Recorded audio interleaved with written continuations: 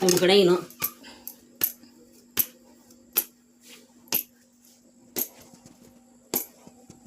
இப்படி பிணைச்சாத்தே புத்து புத்து புத்து புத்து புத்துன்னு வரும்.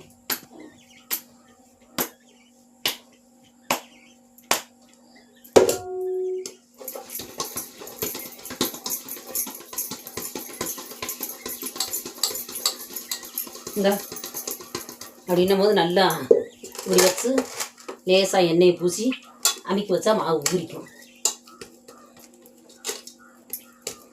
நான் போடுறதுல பூரியும் போட்டுக்கலாம், சப்பாத்தியும் போட்டுக்கலாம்.